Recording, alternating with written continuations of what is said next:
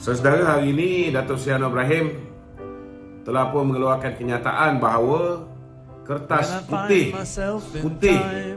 berhubung dengan pembelian vaksin ataupun perolehan vaksin akan dibentangkan di Parlimen tidak lama lagi. Ini satu perkara yang bagus kerana sebelum ini kita hairan kenapa vaksin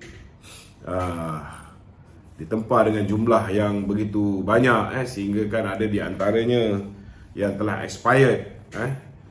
Saya tak boleh cerita banyak pasal vaksin ni sebab saya masih ada lagi gag order, tak dibenarkan untuk bercakap banyak tentang vaksin. Jadi kita harap dengan kertas putih ini dibentangkan, sekiranya terdapat salah laku, sekiranya terdapat apa juga bentuk salah guna kuasa dan sebagainya, ataupun pembelian yang membazirkan duit rakyat secara berlebihan sehingga menyebabkan ada di antara vaksin-vaksin itu bak kata orang tu expired. Kita harap mereka yang bertanggungjawab dapat dibawa ke muka pengadilan, insya-Allah. Kita harap ini dapat dilakukan segera. Dan daripada berita-berita yang kita terima juga, kita difahamkan Wan Saiful Wan Jan, kalau betul maklumat yang kita terima ni, telah pun dipanggil oleh pihak SPRM semalam. Cuma berita ni kita tak tahu sama ada dia tidur lock up ataupun tidak, kerana tadi dia mengeluarkan kenyataan. Jadi takkanlah dia duduk dalam lock up dia boleh keluarkan kenyataan kan. So kita harap kalau boleh ada sesiapa kat dalam TikTok ataupun dalam Facebook kita pada malam ni yang boleh mengesahkan sama ada Wan Saiful Wan Jan ini masih lagi bernyawa, masih lagi bebas dan tidak berada di dalam tahanan pihak SPRM. Saya juga difahamkan siasatan telah dibuat juga ke atas banyak perkara. Ke atas Tan Sri Muhyiddin dah pasti sebagai bapa perasuah berskala besar yang telah merasuah pengundi-pengundi pada pilihan raya umum yang ke-15. Beliau antara yang berada di senarai yang teratas. Kita juga difahamkan bahawa anak beliau melalui projek Iris, kata silap saya, menantu dia juga sudah disiasat oleh pihak SPRM. Anak beliau juga disiasat oleh pihak SPRM. Malah kita difahamkan seorang lagi bekas mantan Perdana Menteri yang hari ini kita tak tahulah lepas kita pukul semalam dia masih bercakap begitu tidak kan. Kita difahamkan ada 14 pertuduhan sedang menunggu.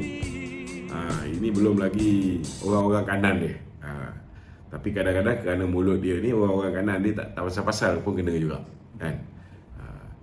Jadi ini antara mukadimah kita pada malam ni. Nampak gayanya kita akan berhadapan dengan masalah kesesakan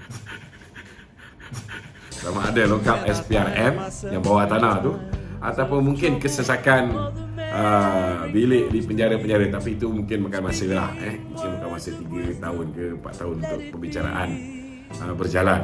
Lebih-lebih lagi lah kita tahu kalau macam Datuk Seri Najib tu, walaupun kes dia laju je semacam, dia pun jarang dapat penangguhan. Kes dia tu 4 tahun juga barulah dia ke dalam. Tetapi macam kita pun tahu ada setengah orang dia suka minum teh kat London. Dan kadang-kadang dia minum teh kat London tu dia tak kerti nak balik, lambat dia balik. Itu pun bahaya tuan-tuan. Itu pun boleh melengah-lengahkan kemasukan dia ke dalam penjara. Dia kalau nak masukkan orang, dia nak laju.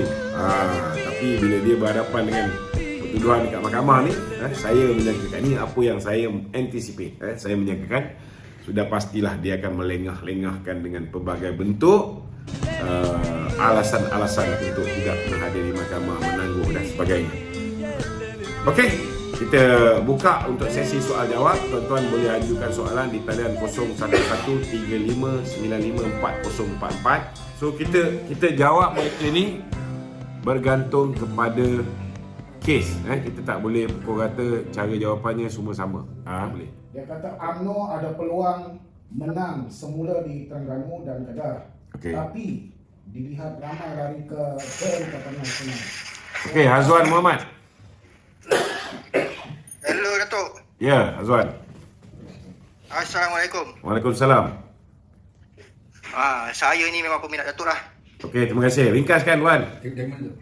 Daripada mana ni? 10 Datuk cakap satu pun saya tak percaya. 10 Datuk cakap 10 saya percaya. Kau cakap betul-betul. 10 cakap, 10 percaya ke? Satu tak percaya? Datuk cakap memang sentiasa berfakta. Saya memang kalau boleh tiap malam dengan cerita Datuk lah. Okey, terima kasih. Saya nak tanya Datuk. Daripada mana ni? Masa saya dari Seremban. Oh, Seremban. Okey. Peminat. Terima kasih. Masa sebelum PRU dulu, Ya. Datuk ada pernah cakap kan, walau macam mana pun, ini kalau saya salah Datuk betulkan lah Ya.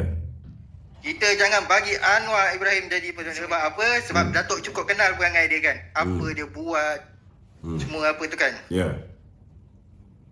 Macam mana pandangan Datuk sekarang pasal benda ni? Pandangan saya simple saja.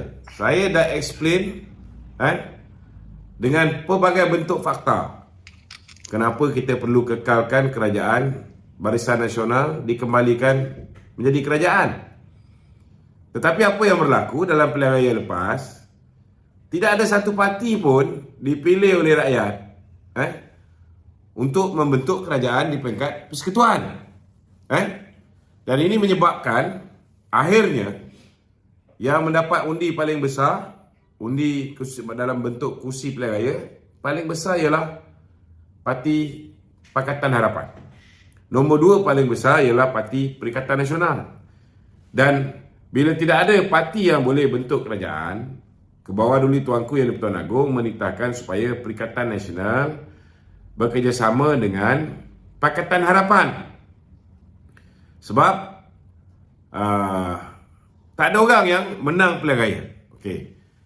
Tetapi pada ketika itu, bila Anwar ada 82, Muhyiddin ada 73, belum lagi dapat 74 ketika itu. Sudah pastilah kalau mereka bergabung, Datuk Seri Anwar Ibrahim akan jadi Perdana Menteri. Jadi Muhyiddin tak nak benda ni. Muhyiddin tak nak. Maka dia tolak titah tuanku. Dia kata dia sign dan dia tolak, tak nak kerjasama dengan Pakatan Harapan. Maka tuanku telah menitahkan supaya Barisan Nasional membentuk kerajaan perpaduan bersama dengan Pakatan Harapan. Dan BN bersetuju. So memang betul lah kalau kita nak cerita apa yang saya cakap tentang PKR, macam-macam saya cakap.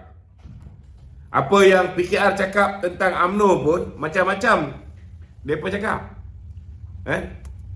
Kalau kita nak minta PKR tarik balik, benda ni tak pergi mana. Kalau kita nak minta dia orang pun minta saya tarik balik, benda ni tak akan pergi mana. So to move forward, kita kena cari titik persamaan macam mana kerajaan perpaduan ini boleh kekal untuk tempoh 5 tahun, dan kalau boleh lebih lama lagi, alhamdulillah, lebih baik. Cuma kena faham kenapa UMNO mengambil keputusan untuk bersama dengan Pakatan Harapan daripada bersama dengan Bersatu dan PAS. Kalau kita belum pernah ada pengalaman buruk bersama dengan Bersatu dan PAS, mungkin UMNO boleh mempertimbangkan untuk bersama dengan Bersatu dan PAS. Tetapi kita pernah maafkan Muhyiddin walaupun Muhyiddin khianat parti kita. Kita pernah bagi peluang walaupun dia ada 32 kursi, BN ada 42 kursi. 32 kursi yang dia ada pun yang betul-betul dia menang atas tiket yang dipinjam lambang PKR pun ada 5 je. 16 dia curi daripada UMNO, 9 dia curi daripada PKR, tuan-tuan. Jadi kita dah maafkan dia. Dia tikam belakang kita, dia mainkan kita, dia tipu kita, dia tidak adil. Dia nak penjarakan pemimpin kita, dan dia tahan duit kita. Jadi dah tiba satu masa kita dah tak boleh tahan dengan Muhyiddin ni, kita tarik sokongan terhadap Muhyiddin. Itu yang menyebabkan Ismail Sabri boleh jadi Perdana Menteri. Jadi pengalaman bersama dengan PN dah ada. Dan ini pengalaman yang sangat ngeri bagi kita. Yang kita belum ada ialah pengalaman bersama dengan Datuk Seri Anwar Ibrahim. Anwar tak pernah buat apa-apa menganiaya ataupun melakukan pendawaan terpilih kepada pemimpin UMNO seperti mana yang dibuat oleh Mahathir dan Muhyiddin. Ini kena faham ni, Azwan. Ada lagi ke? Okey, Tok. Saya faham. Okey. Memang benda tu Datuk selalu ulang-ulang hari ni, saya dah faham. Kalau dah selalu ulang-ulang, kenapa tak faham lagi? Tak, sebenarnya saya ni penyuluh. Tak boleh, Wan. Benda dah Betul lepas. tak? Lagipun benda dah lepas kan? Benda dah lepas. Cuma saya nak tanya yang Datuk cakap tu fakta betul ke tipu tu masa ceramah tu? Wan, kalau kau tanya aku soalan yang macam tu, kan? Aku nak beritahu kau satu sajalah. Jadi kalau aku nak elak daripada aku menipu kau malam ni, aku mengambil pendirian untuk tidak menjawab.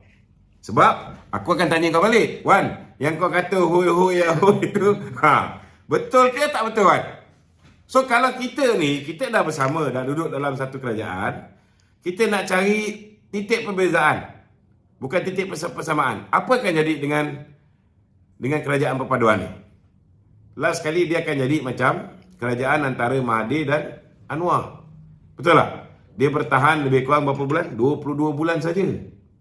So to move forward, apa yang orang UMNO cakap pasal PKR sebelum pilihan raya ni, lupakan. Apa yang orang PKR cakap pasal UMNO sebelum pilihan raya, lupakan. Sekarang kita fikir apa yang kita boleh buat kerjasama dalam mengisi kerajaan perpaduan ni.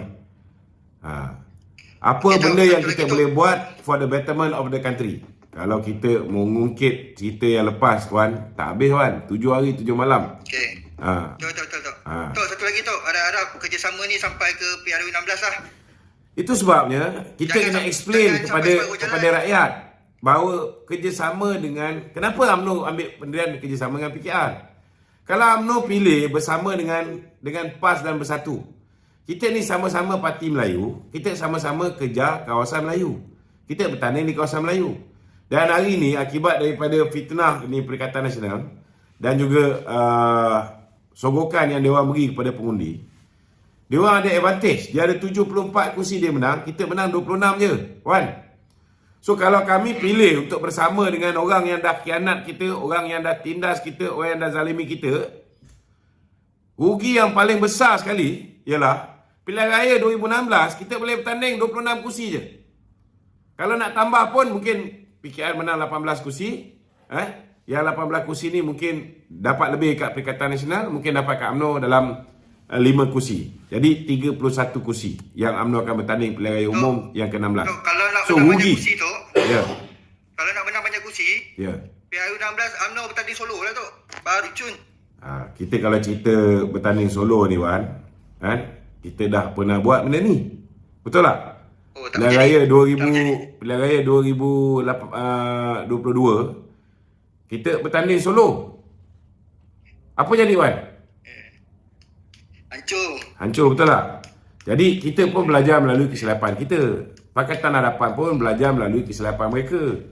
Bila mereka dapat kuasa, kadang-kadang ada kenyataan-kenyataan yang keluar apa semua sekali, melukakan hati orang Melayu dan sebagainya. Akhirnya Bersatu mengambil keputusan keluar daripada Pakatan Harapan. Last sekali semua melopong. Betul tak?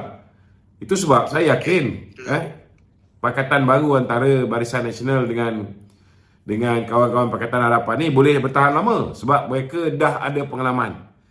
Datuk Seri Anwar Ibrahim dah ada pengalaman. Dia tidak akan mengulangi kesilapan yang dibuat oleh Mahathir. Dia juga tidak akan mengulangi kesilapan yang dibuat oleh Muhyiddin. UMNO tak perlu bimbang dengan DAP. DAP tak akan bertanding di kawasan Melayu. DAP bukan ancaman bagi UMNO. Yang ini kita kena bagi orang-orang UMNO khususnya faham. Orang Melayu pun yang hari ini sudah ada stigma akibat daripada brainwash yang dibuat daripada zaman Mahathir terhadap DAP ni. Dan kita orang UMNO pun terikut-ikut, tuan-tuan. So benda ni perlu dibersihkan dalam tempoh. Saya cakap terus terang lah, untuk sukses sebelum pilihan raya di 6 buah negeri ni mungkin sangat sukar. Sebab minda orang Melayu ni dah dibasuh oleh Mahathir berpuluh tahun. Tetapi kalau untuk pilihan raya umum ke-16, kita ada masa 5 tahun untuk kita buktikan bahawa gandingan baru antara Barisan Nasional dengan Pakatan Harapan dan rakan-rakan lain ini boleh kekal lama. Dan hari ini Wan, kita kena faham selama hari ini UMNO hanya dapat sokongan orang Melayu kan. So, sedangkan UMNO bila kita memerintah, kita jaga semua kaum. Tetapi kita gagal untuk dapat sokongan masyarakat bukan Melayu. So, bila kita kerjasama dengan Pakatan Harapan, UMNO masih lagi sebuah parti yang mempunyai keahlian parti di kalangan orang Melayu paling ramai di Malaysia. Pakatan Harapan adalah sebuah parti yang mendapat sokongan-dokongan bukan Melayu paling ramai di Malaysia. So, gabungan ini akan menyebabkan UMNO akan dapat juga menang di kawasan-kawasan yang sebelum ni dia susah nak menang kerana kawasan tu kawasan marginal. Kawasan tu ada ramai pengundi bukan Melayu. So, ini akan menguntungkan UMNO. Sama juga dengan kawan-kawan kita di dalam Pakatan Harapan. Sebelum ni mereka susah nak menang di kawasan yang jumlah orang Melayu ramai. Dengan bantuan daripada UMNO, mereka akan boleh menang di kawasan-kawasan yang ramai pengundi Melayu juga. Ini perlu diperjelaskan. Okey? Okey Tok, terima kasih Tok pencerahan. Okey, sama. Okey, buat lain balik Okey. Ada lagi? Okey. Zainuddin